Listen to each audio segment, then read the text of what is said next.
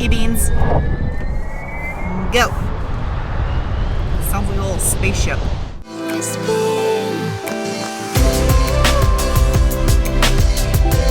Hello, people of the internet's community of YouTube watchers. It's your favorite shop-dwelling Sarah here with another EV review.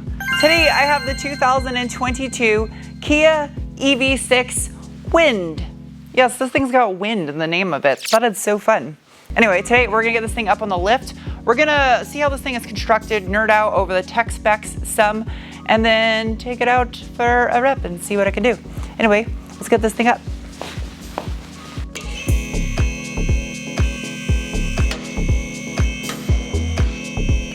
Ooh, okay. I like the way the taillights illuminate on this thing. That was crazy. Oh, there's a reverse light. Ah, hairy cardboard and plastic nuts. Interesting. Well, you can already see some stuff I like. So as you can see, it is a multi-link rear suspension. It's 50-50 aluminum and steel components.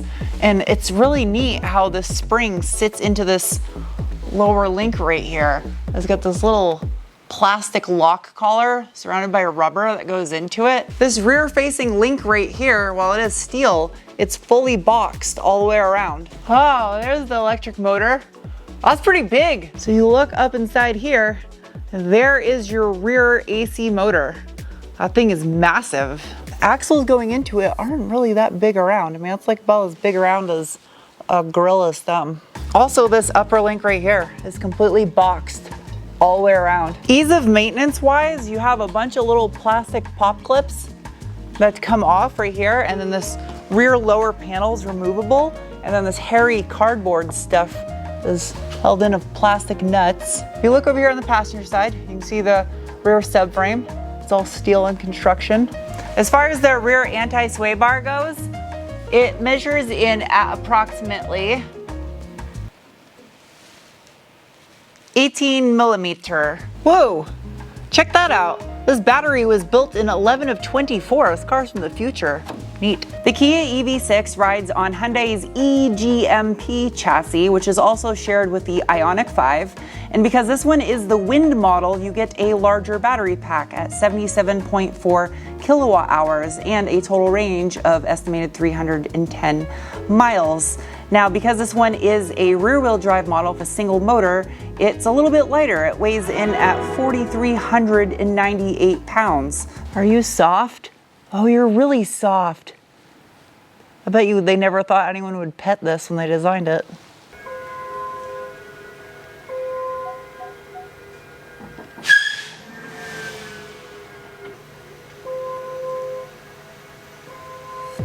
This is kind of interesting. There's like a polycarbonate shell over the aluminum core of the battery. Kia did a great job at giving you easily accessible areas to put this thing up on a lift. They definitely don't make it difficult, and that's something a lot of manufacturers skip out on. This is kind of neat. It's like a little drain plug right here. Now, as far as charging this battery goes, Kia has a massive flaw with the EV6 that when this car was dropped off, I literally could not believe this was actually true. However, I want to stay on fact right now, and we'll get to my personal input on this when I actually drive this thing in a minute. Let's finish up the facts. So on the screen is the charge times for the EV6. Up front, this has a McPherson strut style suspension. There is literally nothing to the front of this thing. The lower control arm stamped steel, but it is boxed just like the stuff in the back. And yeah, there's literally nothing to this. I measure the front anti-sway bar real quick for you. It comes in at 23 and change-ish millimeters. It's a rather long and thin end link also. Spackle. Now, as you already saw out back, there's only one electric motor on this EV6. This is the rear-wheel drive model. There is an additional all-wheel drive configuration you can get, but unlike internal combustion engine vehicles, that doesn't mean you get a drive shaft sending power to the opposite set of wheels. You have an additional electric motor on the all-wheel drive one, providing power for those front two wheels. So up above all this hairy cardboard is essentially nothing. You have your AC compressor, some heat exchangers, your steering rack, and some electrical wires. There's really not a lot up here. Now, as far as a transmission would go, in case you didn't know this, it is a single speed reduction gear incorporated into an integrated drive module built into that rear electric motor assembly. So if it was the all-wheel drive, you'd have another one of those up front as well.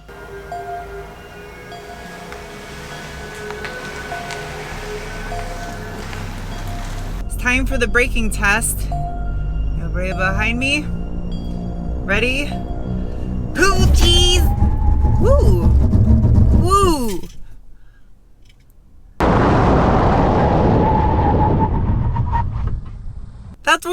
It was like running and then jumping on your butt on a carpet and sliding across a hardwood floor. That's what that felt like. It stopped. That braking was just accomplished with a 12.8 inch or 325.1 millimeter front rotor and a single pot caliper. I'm kind of surprised that's all the brakes it gets for something that weighs over 4,300 pounds. Crazy. Anyway, the wheels, they're a 19 by 7.5 machine face gloss black wheel. And you know what the fun thing is about them? That's all metal. There's no plastic cap that's clipped into it. I got smudge on my fingers. The wheels are dirty. As far as the tires go, they are a 235/55 Kumho Krugen HP71 Krugen. It's got some neat little designs on them. A side note though, I love the wheel arch molding on this car. It almost looks translucent outside. I don't know why it looks like that, but this is really neat. These side skirts just scream Sailor Moon to me. Out back, not only do you have the same size wheel and tire as you do up front, you also have the same size brakes, another 12.8 inch rear rotor with a single pot caliper. Should I line this up with the lugs or should I line it up with the actual, I think it looks best with the wheel. Yeah.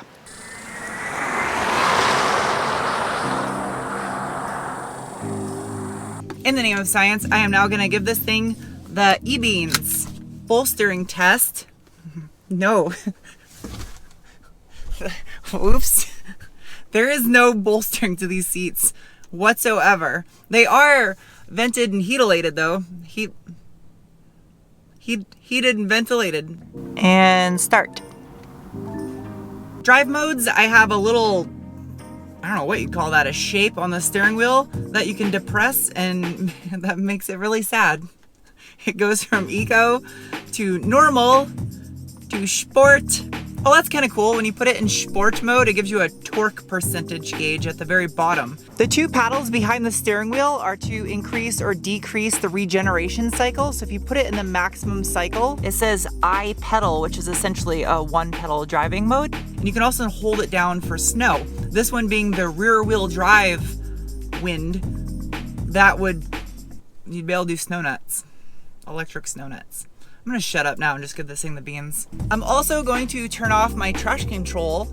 I love that they give you a button to do this in an electric car. Okay, traction and stability are off. Let's see what this thing can do. Ready? Go. Ooh, that was uneventful. It's quick. Quick and quiet. That's good. Yeah, that's pretty good.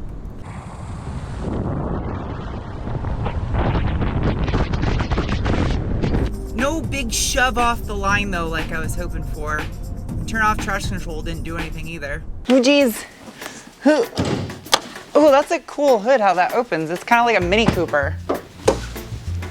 Hood struts, yay.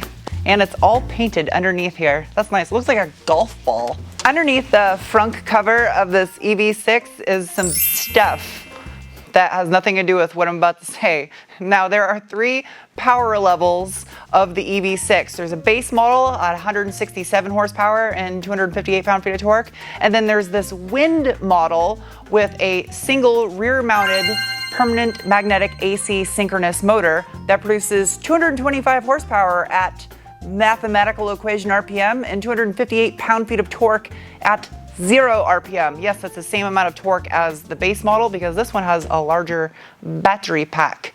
Now, there is a step higher than both of those that has an additional motor up front and is all-wheel drive that produces 320 horse and 446 pound-feet of torque, but also has a bigger battery pack, which weighs more. No way? Oh, that is so brilliant.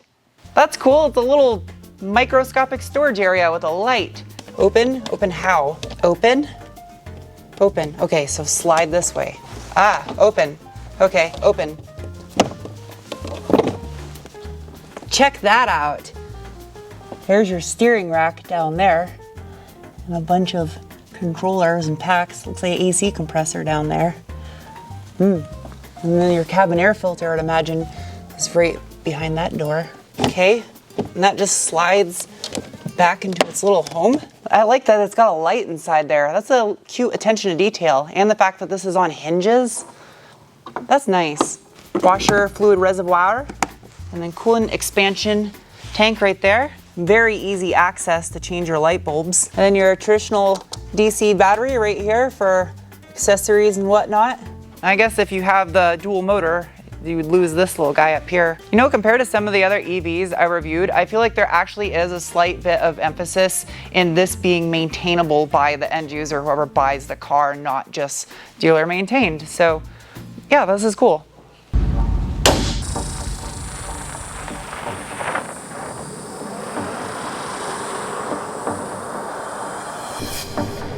E-beans. Go. Sounds like a little spaceship. So let's get straight to the point of the Achilles heel of this car. It does not come with a charge cable at all, nothing. No way for you to charge this other than if you can live near a fast charging infrastructure and you have access to a fast charging station. If you want to do a level 1 charge at your work or at your home or wherever, good luck. You gotta spend an extra $1,200 for an optional accessory cable from Kia or buy an aftermarket one. That is a ripoff, absolute ripoff. Just raise the price of the car $1,200 and give that insurance policy cable in the back of the car. Because yeah, it may take forever to charge it, but at least you have an emergency means to charge this car. They do give you this thing in the back of the car, which at first I was like, oh yeah, you just put an extension cord in this and then you can charge it. But no, this is actually to turn your car into a mini power plant. So you can plug stuff into it. I myself personally live 45 minutes from a fast charging station. So if you are like me and you don't live in the middle of a city where there's fast charging infrastructure everywhere, that means you're gonna have to waste an hour and a half out of your time just in driving and then an extra almost hour just to fast charge this thing. And that's not healthy for a battery to constantly have to fast charge it either. You can definitely tell how aerodynamic this thing is by mounting a GoPro on the top of the windshield, because now I hear this huge rush of air going over the top of the car. I've never had that from a car review before. That's crazy. So the first thing that I noticed driving this thing, just hitting little dips in the road, is the weight of this car. It definitely feels like a heavy vehicle in that sense. Cornering wise, and corner is nice and flat, obviously because the center of gravity is down low. And the rear wheel drive aspect of it makes it fun when you, especially when you have the traction control turned off at lower speeds. It doesn't ever let you like burn the tires though. I don't think you could do a burnout with this thing. You'll just get little amounts of slip and the ass end will slide around just a little bit, like if you're coming out of a parking lot. Enough to have fun. This has elements of luxury to it. Just driving around, it doesn't feel like an economy vehicle because it's so solid and quiet and it feels well built on the inside of the car. However, at that price, it does also feel kind of sparse on the inside of this thing. It's got some nice tech features. I love that the controls for the HVAC down below. So if you touch the little fan, it then turns this entire menu screen into the controls for the infotainment system. Notice how it just turned the climate temp to a power button and a volume. You touch it again. It's brilliant how they do that. Your climate control knob becomes now your volume knob. It's a very interesting material they use on the dash in the center here. It's like a pleather denim. The sound system in here is not too bad either. It's pretty decent. And of course, it's got bird noises because it's a Kia. Love that. I love that the gauge cluster is integrated all into one big screen, which is starting to become a common theme in a lot of new cars. The infotainment system menu system is really easy to use. I like the graphics that Kia uses, the little Nixie tube for your radio stations. Other than that though, they did a good job at making this not look sparse on the inside, but it is kind of empty. I don't know why, but these headrests look like the Goombas from the Super Mario Brothers movie. It's kind of a trade-off because the shape of the back glass, yeah, it cuts into your storage area, but this thing looks so good back here that's kind of worth it. You can open up and see it's got a power lift gate. It's not bad. Not bad storage area. It's like a station wagon, as much as people hate that term, but yeah, you fold those seats forward, you got tons of room back here. While these door handles do look good, it's a little inconvenient at times if you have your hands full to try to open these. Well, that's kind of cute. The ceiling lights look like a baby robot's face. You touch his tongue and that turns the lights on and off. That's cute. And it's got a USB in the side of the seat backs. That's really cute. It's like airplane pouches. Wait. Oh yeah. The fact that these rear seats recline, that's actually, no, that's like legit comfortable right there. Time to engage the e-beams. Woo! There goes something in the back seat. You can feel the back end get a little bit squirrely there for a second. That's fun. I only got to spend one day driving this car out of the week I've had it, just because I did not have any more range to be able to do any more driving than that. I mean, I guess I could have filmed this review driving to a charging station.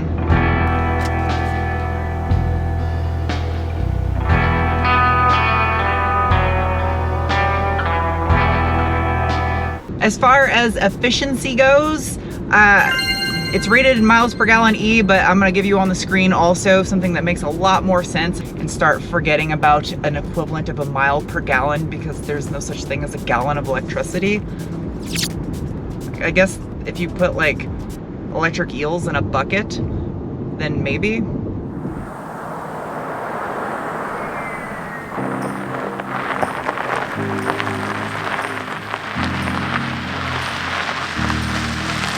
It's time to give this thing a score. And if you've never seen one of these reviews before, I have multiple categories to rate and assess them, starting with top, the bean score. It's a rating of a 1 to 5 scale based on the feeling you get behind your belly button when you give it beans. And this 2022 Kia EV6 Wind rear wheel drive is getting a rating of 1.2 e-beans. That's because electric e-beans.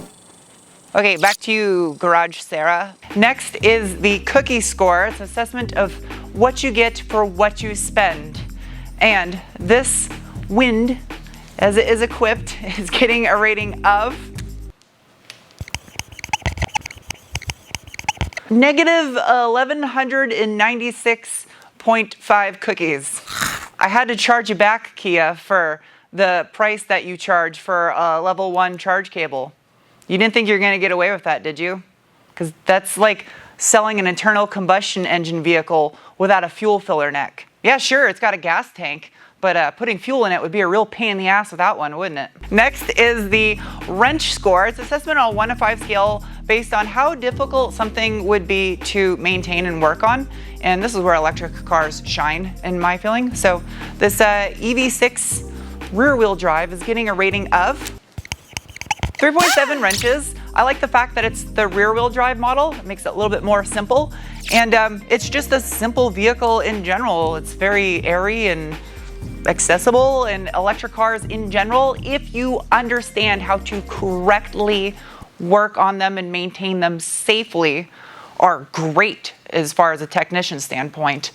Lastly is the Penguin score. It's an assessment on a 1 to 5 scale based on how much I personally like something. And the EV6 is getting a rating of 3.1 penguins. I'm not letting the fact that it didn't come with that level 1 charge cable tarnish my thoughts or opinions on the rest of the car, because there's lots of brilliant people that went to the design and just overall manufacturing of this EV6, and it was probably down to a very small committee of people, if not even one individual, that thought it was a brilliant idea to not include a level 1 charge cable and then charge people extra for it. Yeah, if I'd choose between this and the Hyundai sibling, I would go for the Ioniq 5, just because I love that retro 80s futuristic styling, but I think this is also a great alternative if you're not into that. Anyway, I hope you guys enjoyed this review, and I will see you soon with another. Bye.